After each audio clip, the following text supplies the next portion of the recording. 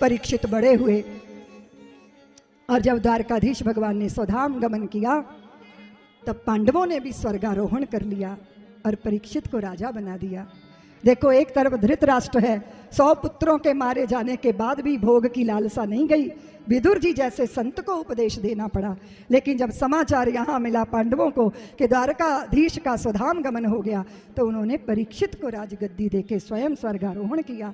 और यह परीक्षित एक दिन आखेट के लिए गए तो उन्होंने एक वृषभ और एक गाय के संवाद को सुना। कलयुग राजाओं के से वस्त्र पहने त्रास दे रहा था और धर्म के 3 पांव टूट गए थे, वो एक ही पग पर खड़ा था और गैया रुदन कर रही थी, अश्रु मोचन कर रही थी। भगवान का स्वधाम गमन हो गया, इसलिए धरती पाप से पीड़ित होकर व्याकुल थी। इस अद्भुत संवाद को सुना तो कलयुग को मारने के लिए परीक्षित उद्यत हुए और कलयुग शरण में आ गया। कभी कभी दुष्टों का दमन करना मुश्किल होता है। अगर तुम्हारे शरीर पे फोड़ा निकला है तो वो दवाई खा के दबा दोगी तो दूसरी जगह से निकल आएगा, वहां से दबा दोगे तो तीसरी जगह से निकल आएगा, वो जगह पाके निकल ही आएगा। तो कई बार क्या होता है कि अगर थोड़ा निकलने की जगह दे दी जाए, दमन ना किया जाए तो उससे मुक्ति मिल जाती है। तो कई लोग ऐसे दुष्ट होते हैं कि उनका दमन नहीं किया जा सकता, कहीं कहीं फिट कर दिया जाता है कि यहाँ पड़े रहो और अपना साम्राज्य चलाते रहो। तो सारग्राही थे परीक्षित, उन्होंने कलयुग को जगह दे दी। किसमें दी? जुए में दी, स्त्री में दी, स्वर्ण में दी, हिंसा में दी। कहाँ है जगह? जहां हिंसा है, जहां अभिमान है, जहां कामना है, जहां वासना है, अधिकार की भावनाएं हैं, जहां लोभ है, जहां लालच है, कलयुग तो वही है। और एक दिन जरासंध का मुकुट लगा के निकल गए परीक्षित और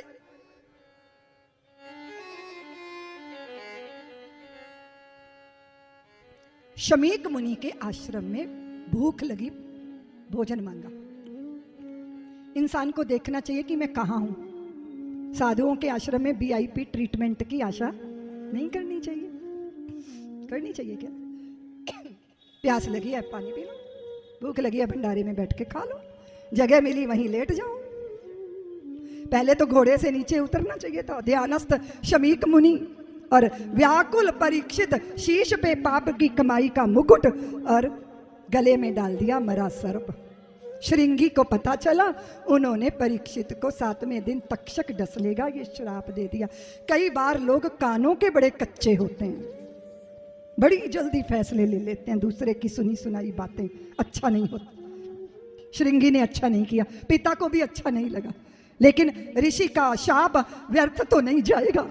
जब परीक्षित को पता चला मैं शापित हो गया तो परीक्षित बचने का उपाय नहीं कर रहे, उन्होंने फटाफट जनमेजय को राजा बनाया और स्वयं गंगा के किनारे जाके वृक्षों के नीचे बैठ गए, अनशन का त्याग, जल त्याग दिए और साधुओं से पूछने लगे, मरना जिसके नजदीक हो जाए, मृत्यु जिसके पास आ जाए, उसे क्या करना चाहिए? क्या सत्य करना चाहिए? सत्कर्म करना चाहिए?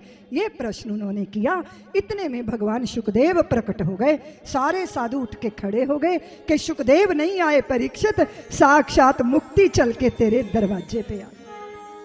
देखो हल्द्वानी वालों, साधु तीर्थों में नहीं जाते, पर जहाँ साधु बैठ जाते हैं वही स्थान तीर्थ स्थान हो जाया करता है। और आज गंगा का किनारा तीर्थ बन गया है। म्रियमान के लिए करणीय क्या है, ये सवाल किया गया है परीक्षित के द्वारा। और ये 2 प्रश्नों के बीच में से भागवत के कल्प वृक्ष का विस्तार होता है।